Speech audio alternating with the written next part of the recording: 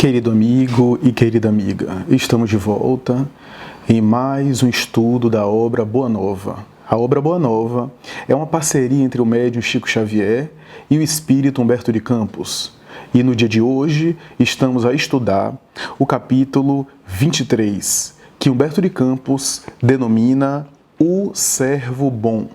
No capítulo 23, Humberto de Campos traz à tona a questão da relação do cristão com as chamadas riquezas materiais. Do ponto de vista da história, a teologia cristã institucional, eu me refiro ao cristianismo que foi organizado mais tarde na Idade Média, com as suas distorções, as suas deturpações, mas ainda antes da Idade Média, no cristianismo primitivo, alguns discípulos dos apóstolos de Jesus, alguns cristãos primitivos, entendiam de maneira incorreta e às vezes exagerada a relação que o cristão deveria ter com as chamadas riquezas materiais, com as chamadas posses materiais. E assim estabeleciam a verdadeira guerra e a relação do cristianismo com as riquezas materiais sempre foi controvertida, sempre foi objeto de muitas polêmicas, muitas especulações. E mais tarde, na Idade Média, a teologia estruturou todo um emaranhado muito complicado e confuso, em alguns momentos problemático, para descrever a relação do cristão com as riquezas materiais. Ora, em determinadas épocas, a Igreja Romana, que era a detentora do monopólio, pelo menos coletivamente conhecido, o monopólio do cristianismo, do conhecimento cristão, do saber cristão, se colocando como a única detentora do cristianismo na Terra, estabeleceu uma relação de rejeição para com as riquezas materiais, estimulando seus fiéis a viverem uma vida despojada, em alguns momentos até miserável. Ora, essa própria instituição arrecadou e acumulou bens de uma maneira exaustiva em determinadas situações à custa dos seus fiéis. Ora, por outro lado, essa mesma instituição pregava a simplicidade, a caridade, o despojamento, a humildade. E assim, a abordagem que as religiões cristãs, principalmente, e as doutrinas religiosas em geral faziam com relação ao uso das riquezas sempre foi muito complicada, muito problemática. Allan Kardec, em O Evangelho segundo o Espiritismo e antes dele no Livro dos Espíritos, já havia examinado a questão quando diz que a riqueza é o laço por excelência que incita o indivíduo a uma vida sensual, a uma vida material. Não se pode negar que há muito mais perigos na riqueza, por exemplo, na riqueza material, que é muito ambicionada, do que, por exemplo, numa vida modesta, numa vida cujos bens materiais são escassos. Porque a riqueza lhe proporciona o acesso a tudo aquilo que, do ponto de vista espiritual, é perda, queda, espiritualmente um retrocesso, uma degradação. Embora nós, seres humanos na carne, ambicionamos muito essas coisas. Razão pela qual o Espírito de verdade, em O Evangelho segundo o Espiritismo, em determinado momento, no capítulo 6 desse Evangelho, vai dizer que normalmente os ricos do mundo são os mais miseráveis no mundo espiritual. Por quê? Não porque os ricos sejam piores, mas porque aqueles espíritos que passam pela experiência da riqueza quase sempre não conseguem lidar bem e ser simples na abundância, ser despojado na posse. Quase sempre a gente só consegue a humildade, a simplicidade e o despojamento na dificuldade. Quando nós temos uma vida larga, farta, prazerosa, quase sempre nós não conseguimos a simplicidade, não conseguimos a humildade, porque é muito mais difícil, a humildade no poder, por exemplo. E assim por diante. Então, é interessante pensar que, apesar disso, o Espiritismo não condena as riquezas e, nesse sentido, o Espiritismo dá um salto qualitativo. Pelo menos quando ele foi apresentado, não havia essa noção religiosa de que não é a riqueza que é ruim, mas o uso que se faz dela. Da mesma forma que a dinamite, por exemplo, que foi estabelecida para facilitar o trabalho em mineração, o trabalho subterrâneo, inclusive, foi utilizado também como arma de guerra. O avião, que é um meio de transporte, foi utilizado usado também como instrumento de guerra e assim por diante. Então, muitos elementos são neutros. O dinheiro em si mesmo é neutro. Pode fomentar o progresso e o bem-estar e pode fomentar a desagregação, a destruição, a dificuldade na vida humana, né? Então, é interessante isso porque o Espiritismo, do ponto de vista religioso, que eu saiba, é a primeira doutrina religiosa que aborda a questão da riqueza com uma coerência impressionante, com uma lucidez e uma lógica insofismável. Mas a verdade é que Jesus não deixou de considerar a questão da riqueza e de fazer uma abordagem muito sutil a respeito da riqueza numa época muito cheia de preconceitos, rica de dificuldades nesse aspecto, que é o caso de Zaqueu, quando Jesus escolhe estar com Zaqueu, uma personagem conhecida do Evangelho. Ele aborda a questão da riqueza e deixa no Evangelho elementos, mesmo que de maneira sutis e delicadas, a respeito do uso da riqueza e da verdadeira noção que o indivíduo deve ter a respeito da riqueza. É óbvio que sabemos, e ele sabia muito mais, que as suas lições, de maneira integral, não seriam totalmente compreendidas, assimiladas e absorvidas naquela época.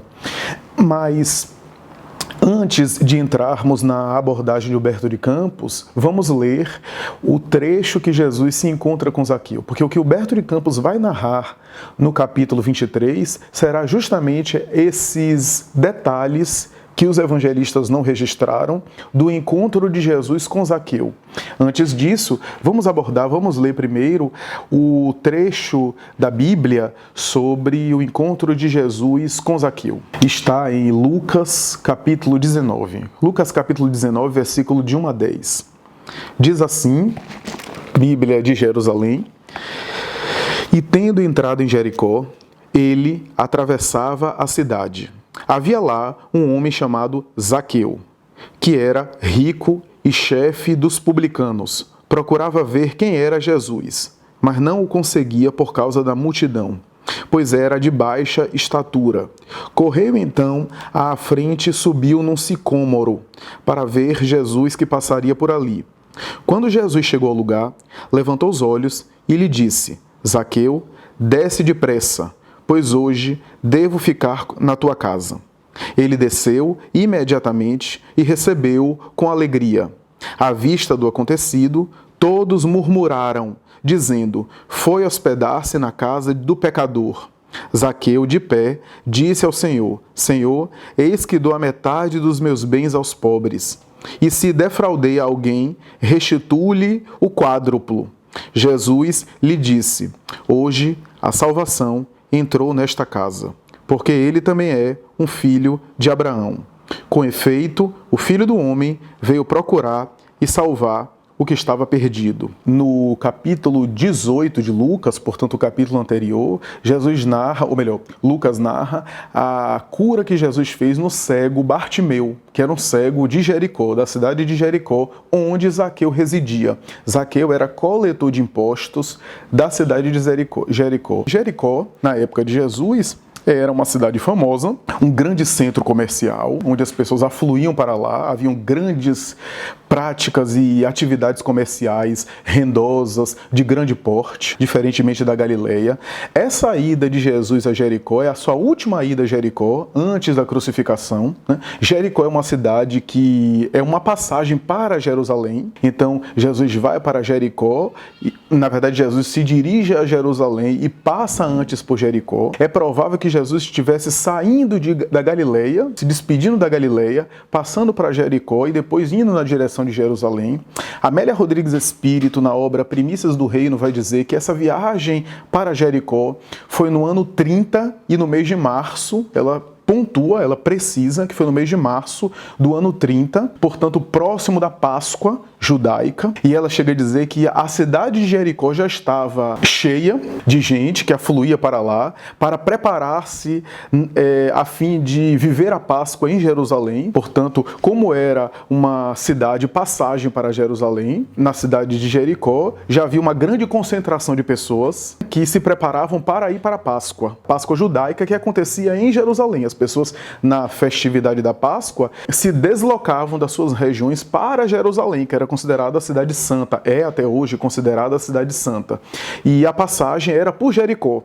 Então, por isso, Jericó já estava referta de pessoas e de estrangeiros, pessoas de outras regiões, de judeus de outras regiões, de hebreus de outras regiões. Jesus, portanto, decide passar pela cidade de Jericó, nesse centro comercial famoso. Basta dizer que Cleópatra, a famosa rainha do Egito, esteve em Jericó em determinado período da vida.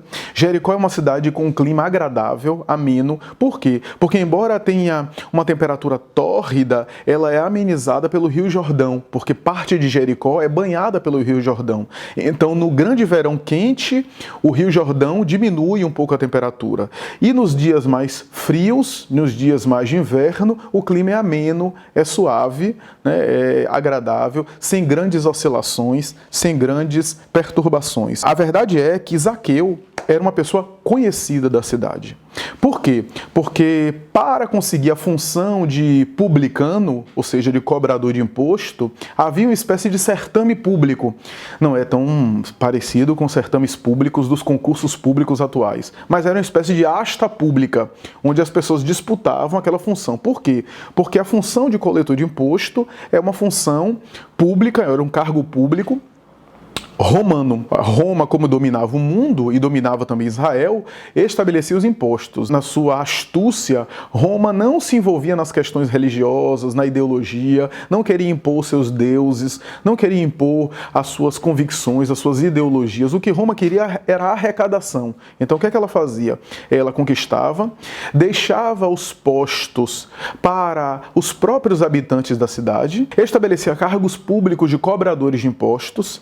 A pessoa que assumia esse cargo público ficava imensamente rica e imensamente detestada, odiada pelos seus compatriotas, mas essas pessoas que ocupavam esses cargos não eram romanos, eram os próprios judeus, os seus compatriotas que Roma oferecia. Da mesma forma que Herodes era o rei de Israel, submetido a Roma. Roma deixava que um rei de Israel que fosse da região pudesse governar, embora Herodes não fosse judeu propriamente, né, era asmoneu, governava, né, a região em nome de César. Por isso que alguns autores chamam de rei vassalo. A verdade é que o que a gente sabe pelas tradições do mundo espiritual é que Zaqueu, nessa asta pública, conseguiu a função de cobrador de imposto, vivia num palacete luxuoso e bastante abastado. Para os padrões de Jericó, para a população em geral, era algo gritante, no sentido de que se destoava a grande fortuna que ele amealhou, era detestado. E Amélia Rodrigues Espírito, na mesma obra já citada, vai dizer o seguinte: ele era detestado, embora fosse um homem de princípios, de valores,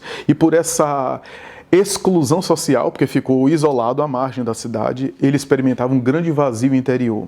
A princípio, durante a sua vida, amealhou fortunas, procurou mobiliar a casa com peças de arte, obras de arte rara, mobília cara, etc. Mas isso não lhe preenchia o coração. A verdade é que lhe doía muito na alma a exclusão social, mas ele procurava dizer para ele mesmo que se não fosse ele naquela função pública, outro o seria, e tentava justificar para ele mesmo aquela situação. Exercendo uma função que outros queriam exercer, ele, no entanto, tinha bons princípios. Amélia Rodrigues Espírito, em Primícias do Reino, vai inclusive caracterizar, vai descrever um pouco Zaqueu. Vai dizer que Zaqueu era de baixa estatura, o Evangelho de Jesus em Lucas já afirma isso. Era obeso e tinha, portanto, mais sentimento de inferioridade por conta desses atributos que o faziam também rejeitado, detestado ou pelo menos vítima de exclusão social. A verdade é que Zaqueu era generoso. E aqui há uma informação muito importante de Amélia Rodrigues que vai conectar os textos do Evangelho de uma maneira impressionante. Amélia Rodrigues vai dizer que o cego Bartimeu de Jericó, que depois que foi curado por Jesus, gerou um rebuliço na cidade. Jesus se dirigia a Jericó, entrando na cidade, ainda na estrada, ele cura Bartimeu. Esse ex-cego vai divulgar a notícia da sua cura. As pessoas se dividiam, ora diziam que era Deus, ora dizia que era um feiticeiro, que era um blasfêmio, etc. Bartimeu procurava justificar, dizendo mais ou menos assim, se é o diabo, se não é, se é força maligna ou não é, não sei. O que eu sei é que eu era cego e que agora eu vejo. Pronto, né? Acabou o assunto, acabou a história. Zaqueu, aqui que é impressionante que a Amélia Rodrigues traz. Zaqueu conhecia de anos Bartimeu e ficou sabendo da cura de Bartimeu. Aliás, Zaqueu periodicamente ia até as regiões alfandegárias, né, as regiões onde ele trabalhava, e ali onde havia pobres, miseráveis, necessitados, Zaqueu muitas vezes utilizava-se das suas riquezas para ajudar as criaturas necessitadas sem que ninguém soubesse. Inclusive, uma das pessoas mais beneficiadas com as suas doações foi Bartimeu, que o conhecia de perto. É interessante porque a Amélia Rodrigues vai dizer que muitas vezes ele era visto ajudando as pessoas e os fariseus, que eram vistos pela população como homens de Deus, porque viviam nas sinagogas, interpretando a lei, que também tinham condição social, tinham condição econômica, mas que tinham aquela aparência de pureza por fora e por dentro podridão, como dizia Jesus, não ajudavam a ninguém, não distendiam a mão ao necessitado, não auxiliavam os pobres e os excluídos, e viam Zaqueu, muitas vezes ajudando, sempre com ar de desdém, com um sorriso de mofa, com um leve sorriso no canto dos lábios de ironia. E Zaqueu percebia essa execração, essa hipocrisia, inclusive, mas não reagia de maneira nenhuma. Amélia Rodrigues narra que quando a notícia de Jesus começa a tomar vulto e Jericó começa a saber a respeito daquele profeta estranho que estava se decidindo passar por Jericó, pela última vez, inclusive, e Jesus já tinha já era algo conhecido naquelas regiões, que a propaganda de boca a ouvido já havia alastrado o nome de Jesus. Zaqueu ouviu falar de Jesus e ficou curioso, ficou interessado. E ao procurar saber, ele foi tocado de uma emoção tão profunda quando alguém lhe disse: ele não apenas convive com pecadores, mas senta na mesa e come com publicanos e com prostitutas.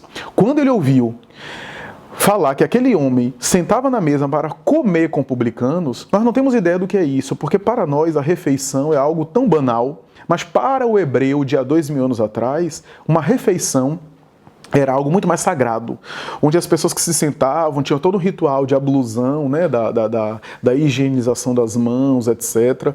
Então havia todo um processo, e as pessoas que sentavam, até porque o prato era dividido por todos com as mãos, e as pessoas consideradas impuras não podiam, né, porque a comida era comida com as mãos, né? Então, sentar na mesa com alguém era privar não apenas de uma intimidade que você dava, mas também de uma experiência religiosa e sagrada. Daí, comer com uma pessoa de má vida, um pecador, um impuro, um imundo, era uma coisa execrada. Mais execrada ainda, vinda de um profeta, porque profeta é um homem de Deus, portanto, um homem puro, não poderia se contaminar. Era a mentalidade da época, era a visão que se tinha na época. Então, quando Zaqueu ouviu que aquele rabi da Galileia estava sentando com publicanos, ele era publicano, cobrador de imposto, ele chorou de emoção. Diz Amélia Rodrigues que ele chorou de emoção. Aquilo fez ele chorar de emoção. Então, no mês de março do ano 30, quando a notícia começa a explodir de que ele havia curado Bartimeu, estava entrando na cidade de Jericó, diz Amélia Rodrigues que o próprio Zaqueu pareceu até perder um pouco a postura do cargo público que ele exercia, pareceu até perder um pouco a dignidade que ele tinha e saiu transpirando, ofegante, às pressas para ver Jesus passar. Diz Amélia Rodrigues que ele pensava o seguinte: eu só quero ver ele passar. Eu não preciso nem conversar com ele, nem interagir com ele, nem dialogar com ele, eu só quero vê-lo passar. E às pressas foi na entrada da cidade de Jericó para conseguir vê-lo. No pensamento dele, ele pensava: ou é agora, ou eu nunca mais vou ter essa oportunidade. E a multidão, porque a notícia de Jesus entrando em Jericó chamou a atenção, então ele foi às pressas, e como ele era baixo, de baixa estatura, ainda havia esse conflito. Ele, então, quando se aproximou da multidão, onde Jesus já devia estar chegando ali, ele subiu um sicômoro, portanto uma árvore, para ver Jesus passar. Diz Amélia Rodrigues que ele estava com taquicardia, em auge do suor, numa expressão emocional de tensão, de inquietação, e viu. viu aquele homem estranho, aquele peregrino, aquele rabi, aquele profeta exótico na sua visão, na sua mentalidade, passando como se tivesse banhado de claridade, quase como se fosse um fantasma passando. Ele olha do sicômoro e diz a Amélia Rodrigues que ele foi tomado de uma grande emoção, cujo choro ficou engasgado na garganta. E naquele momento, ali, ele viu aquele homem passar, atendendo um a outro, olhando um a outro, mas qual não foi a sua emoção quando aquele peregrino especial, cujo magnetismo parecia se irradiar e parecia tocar especialmente Zaqueu, se aproximou do sicômoro, olhou para cima e diz: Zaqueu, desce depressa, porque a mim me convém hoje pousar na tua casa, estar na tua casa, ficar na sua casa, seja lá o que for, a depender das traduções, dos escritos bíblicos referentes ao capítulo 19 de Lucas. Desce depressa. Amélia Rodrigues faz toda uma interpretação e estudo sobre esse desce depressa. Há, inclusive, uma simbologia a respeito desse desce depressa. É como se o nosso ego subisse a uma árvore para ver as pessoas de cima para baixo.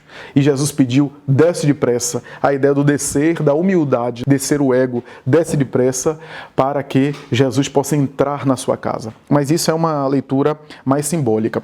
Humberto de Campos, aí nós vamos entrar na abordagem de Humberto de Campos Espírito por Chico Xavier. O que é que Humberto de Campos vai trazer de importante para nós? Vai trazer diálogos dos apóstolos a respeito das riquezas materiais. Antes de Jesus sair da Galileia, estando ainda com os discípulos ali na Galileia, antes dele se dirigir a Jericó, os apóstolos dialogavam sobre a questão das riquezas materiais. E Humberto de Campos vai narrar um diálogo, inclusive, em que Tadeu chega a fazer uma prédica, uma preleção, falando que para a criatura realmente se associar ao reino de Deus e ao evangelho nascente, era necessário entregar todos os seus bens, dispor de todos os seus bens e se despojar. Filipe, o outro apóstolo, chegava a dizer que o homem cristão correto só tem uma camisa, que é o essencial para usar, ou seja, uma camisa no sentido de uma vestimenta. E cada apóstolo estabelecia uma relação com a riqueza, com as posses materiais, a ponto de Levi, que era outro cobrador de imposto, que havia renunciado à sua função para seguir Jesus, o futuro evangelista Mateus, chegava a dizer que era necessário esse despojamento, esse desprendimento, mas a preocupação dele maior, como uma preocupação de alguém que exercia uma função de poder, era com os falsos mendigos, porque às vezes ele percebia que estava na tarefa de doação material, de oferta de donativos e de bens a necessitados, e percebia pessoas que tinham terras abastadas e que estavam ali disfarçados de necessitados para receber algum tipo de benefício. Eu me lembro de Chico Xavier. Certa vez chegaram a Chico e dizer: Chico estava numa fila imensa atendendo as pessoas. Isso está em uma das obras dele, uma das biografias dele. Ele estava na fila atendendo as pessoas e alguém se aproximou e disse: Chico, fulana de tal, uma senhora muito rica aqui de Uberaba, está na fila. Ela não tem necessidade, ela é muito rica. Ela está na fila para pegar a cesta básica também. Nós estamos doando cesta básica a pessoas que realmente necessitam e ela está na fila. Era uma forma também de colocar Chico numa situação para ouvir o que é que Chico tinha a dizer e, ao mesmo tempo, uma armadilha para que Chico caísse na maledicência e falasse mal da senhora, que era uma senhora famosa, uma senhora importante, uma pessoa conhecida, né? E Chico respondeu com a sua sabedoria: meu filho, nós temos que ajudar essa senhora, porque veja a humildade dela, ela não precisa disso e ainda assim ela pegou a fila com todos os miseráveis e os necessitados e está ali na condição de alguém que pede. Então é muita humildade para uma pessoa só. Então, essa sabedoria de Chico, né? Nós vemos Levi preocupado com os falsos mendigos, aqueles que se aparentam pobres para receberem benefícios, para oferirem benefícios, para serem beneficiados. O que é válido essa preocupação? Quando Jesus decidia Jericó, os apóstolos vão com ele. Humberto de Campos narra que ele é acompanhado dos discípulos na direção de Jericó, até porque os apóstolos estariam em Jerusalém mais tarde, no momento da crucificação, ainda que todos mais tarde abandonassem Jesus. Humberto de Campos narra que quando Jesus entra em Jericó e trava o contato com Zaqueu, e quando o Evangelho narra, né? Zaqueu, a mim me comprais e está hoje contigo em tua casa. E quando ele vai na casa de Zaqueu, todos se escandalizam ao ponto de algumas pessoas começarem a falar: esse profeta vai comer e vai entrar na casa de um pecador, de um publicano. Veja como Zaqueu era vítima de tanta censura crítica social, talvez por inveja também. Então, ele era invejado por ser rico, ele era detestado por ser rico, recebia ameaças veladas, diz Amélia Rodrigues Espírito em Primícias do Reino, capítulo chamado Zaqueu, o rico de humildade. Ao mesmo tempo, a lei mosaica condenava ele por ser cobrador de imposto. Então veja que ele era muito execrado socialmente. A Amélia Rodrigues chega a dizer que é por isso que ele se identificava muito com o cego Bartimeu, porque ambos viviam uma grande solidão. Humberto de Campos vai dizer, e isso é importante, essa informação é importante, que Zaqueu, quando acompanha Jesus na direção da sua casa, as pessoas ficaram escandalizadas, mas os apóstolos também. Os apóstolos acompanharam Jesus, diz Humberto de Campos, entraram com Jesus na casa de Zaqueu, mas ficaram profundamente perturbados e tocados. Primeiro, porque a maledicência não iria cair só sobre Jesus, mas sobre eles. Porque eles também, como judeus, entraram na casa de um publicano. Claro que o alvo maior da maledicência era o líder, era Jesus. Mas também recaía essa maledicência sobre os apóstolos. Então eles estavam incomodados com isso. E por outro lado, eram homens do seu tempo, apegados à lei mosaica, vinculados e aferrados à tradição judaica, e a tradição judaica condenava comer, se alimentar com um homem que não fosse de Deus. E um publicano era pecador, estava, portanto, dissociado de Deus. Eles entram, então, escandalizados. Jesus, em determinado momento, olha para Zaqueu e Zaqueu começa a falar: Senhor, estamos aqui, eu queria apresentar os meus filhos a você. Amélia Rodrigues narra a preocupação dele quanto o pai. Inclusive, Amélia Rodrigues diz que ele sonhava em arrecadar mais dinheiro e depois renunciar à função de coletor, sair da cidade e ir para outra cidade para poder encaminhar os filhos, educar os filhos, cuidar dos filhos. Zaqueu vai falar com Jesus a respeito do seu desejo de ser honesto, de ser bom, começa a falar do que ele fazia na casa. Jesus aquece com a cabeça e concorda, dizendo: bem-aventurado és tu, Zaqueu, porque fazes o bem, etc. E ele volta e retruca e diz do quanto fazia, até que alguém, e o Evangelho anota, alguém diz: mas é um publicano, um cobrador de imposto. Ele, então, é tomado por uma emoção, diz Amélia Rodrigues, e vai dizer: Senhor, eu paguei o salário, tudo aquilo que os meus funcionários de direito possuem diante da lei. Mas eu quero dizer que se eu devo aqui alguma coisa a alguém, diga agora, porque eu vou pagar 4 vezes mais. Jesus olha, então, sorri, e era um homem honrado. E talvez aqueles que o criticassem não fossem. Uma questão interessante, uma colocação muito interessante que a gente pode fazer é o seguinte: a lei mosaica tinha uma série de regras e de condutas que prescrevia restituição de bens diante daquele que se sentiu ofendido.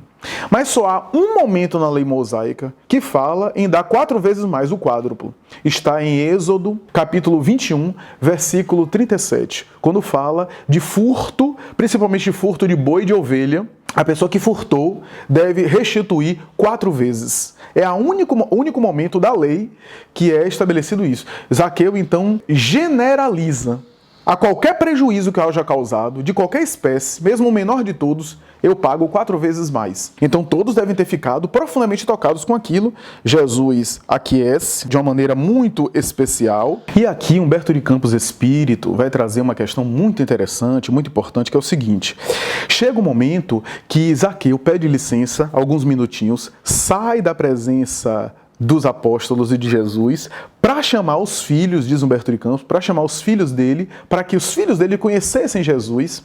E nesse momento que ele sai para chamar os filhos, os apóstolos não aguentam, diz Humberto de Campos, e aí desabafam em cima de Jesus. Como é possível? E aí verbalizam todas aquelas dúvidas, aquelas inquietações dele, a ponto de um dos discípulos dizerem: mas eu estou muito preocupado com essa questão, você está voltado agora para aqui? Porque, na verdade, os apóstolos viam muito Jesus voltado para os pobres, para os necessitados, para os excluídos. Por quê? Porque os excluídos emocionam. Não é porque Jesus estava apenas preocupado com a questão material da coisa, com aquele que tinha menos em detrimento daquele que tinha mais. Não, Jesus recebia a todos, porque ele via com os olhos do Espírito, as carências do Espírito. Mas é claro que aqueles que padeciam provações materiais, que vivenciavam carências na terra, muitas vezes emocionalmente estavam mais suscetíveis e abertos para a mensagem da Boa Nova. Quantos de nós só despertamos para as grandes verdades espirituais quando sofremos uma decepção, quando sofremos uma grande dor, quando experimentamos um problema de saúde grave, quando temos a morte de um ser querido, quando experimentamos uma calúnia, uma bofetada moral, quando temos uma dificuldade financeira, aí despertamos para as grandes verdades espirituais. Mas quando tudo está bem conosco, quando a fortuna, a fartura, o conforto, o bem-estar sorri para nós, quase sempre nós nos anestesiamos para as verdades da vida e nos tornamos insensíveis para com as questões do espírito imortal. Então, por isso que é muito mais meritório ser espiritualizado na riqueza. É muito difícil ser espiritualizado na riqueza. Então é interessante porque a humildade aqui é de espírito. E aí os apóstolos verbalizam tudo isso para Jesus. Jesus, no entanto, sabendo disso, tem uma grande oportunidade de explicar a eles. A tarefa dele, de Jesus e dos apóstolos, não era apenas uma tarefa social, de atender às demandas sociais. Se o cristianismo se reduzisse a uma tarefa essencialmente social, ele teria um escopo e uma área de atuação muito limitada. Não seria a grande mensagem revolucionária do mundo. Seria uma mensagem social, respeitável, de atendimento às massas, mas não teria a força que tem 2000 anos depois. O cristianismo tem a sua força porque a preocupação do cristianismo não é solucionar as demandas sociais materiais, ainda que ele trabalhe para isso melhorar, porque isso é uma forma também de melhorar o mundo. Mas o cristianismo é muito mais profundo do que isso. A mensagem cristã é muito mais profunda do que isso. Jesus aproveita aquele momento e fala mais ou menos assim. Olha o que Humberto de Campos vai trazer. Eu peço licença para ler literalmente, né? Trazer literalmente ipsilíteres o que Humberto de Campos escreveu, porque é de uma beleza, de uma lição para todos os cristãos, inclusive os cristãos atuais, inclusive os espíritas cristãos. Porque Humberto de Campos vai dizer o seguinte: amigos, isso é Jesus falando, amigos, acreditais porventura que o Evangelho tenha vindo ao mundo para transformar todos os homens em miseráveis mendigos? Qual a esmola maior? A que socorre as necessidades de um dia ou que adota providências para uma vida inteira? No mundo vivem os que entesouram na terra e os que entesouram no céu. Os primeiros escondem suas possibilidades no cofre da ambição e do egoísmo, e por vezes atiram moedas douradas ao faminto, que passa procurando livrar-se de sua presença.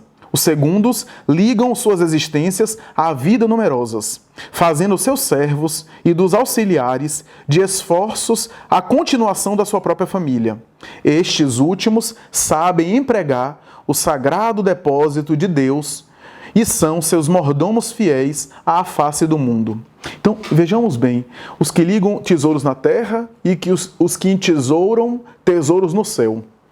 E aí Jesus está dizendo que os que entesouram tesouros na terra não é aquele apenas que acumulam bens materiais na terra, não. Porque há muita gente que não acumula bens materiais na terra, mas entesouram bens materiais na terra. Mas aqueles que usam os bens materiais na terra para gerar bens espirituais, para produzir bens espirituais. A aplicação dos recursos na terra para transmutar esses bens terrestres em bens espirituais. Pouco importa se você deu tudo ou se você recolheu e usou de maneira espiritual. O importante é compensar, numa linguagem aqui bancária, né?